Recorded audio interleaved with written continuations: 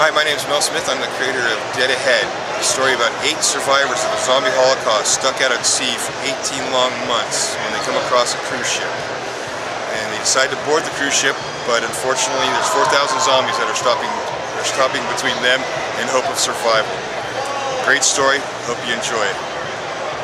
Alright, what made you work in the zombie medium of all things? Just the love of it. I totally enjoyed the zombie genre. There hadn't been a whole lot of stories I feel that have been told to its full potential. You know, they always seem to rotate around the same garbage. So I came up with this tale where I put it out at sea, and one of the biggest differences between my tale and everybody's tales are, in a regular zombie story, they're running away from the zombies. In mine, they have to go to the zombies to survive. That is a nice little twist. Do you have any influences from maybe the zombie movies or any of the other zombie? I think like anybody, you know, I've as a child growing up and as an adult watching the medium, you know, Russo, Romero, even little Snyder's come in there. I of course like Zombie, that was over Argentina, or Argentino from over there in Europe. His movie was great. I finally saw Shaun of the Dead. So in a way it did, you know, again, it's just something as a child I've always had that fascination with that particular universal monster, and seeing what I had seen as a kid and collecting all the images and thoughts of what had gone on prior, I just decided to give it a whirl, see if I could do a tale that might stick. You mentioned working with this particular artist, Alex Nino. Yes. Tell us how that was going? That was awesome. Alex is a one-of-a-kind gentleman, you know. I mean, he's had an illustrious career in the industry. You know, he's done 30 years of horror and then some, and also superheroes.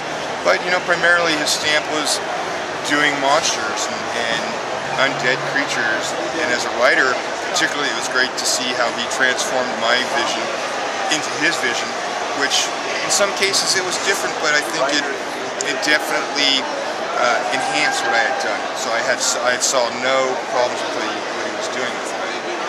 Totally was just gracious with it that he was even willing to work on my project.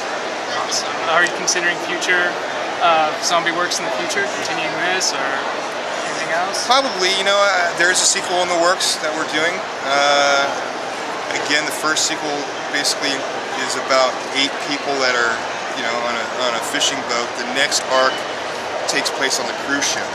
So now we're on the cruise ship and we're seeing how these individuals that are alive start trying to figure out how the zombie holocaust started, how it got on board the ship, events leading up to it and things like that. So I'm taking it away from the struggle story into more of a behind-the-scenes story, which is something, again, I wrote a storyline and I kept it like that, and people were pressing me to come up with, you know, like, oh, well, ask me questions about my take on zombies, and what about this on the land, and what's going on here. So through all of that, I was just like, all right, let's see if I can't jumble something together that might be readable, because that's what's most important to me.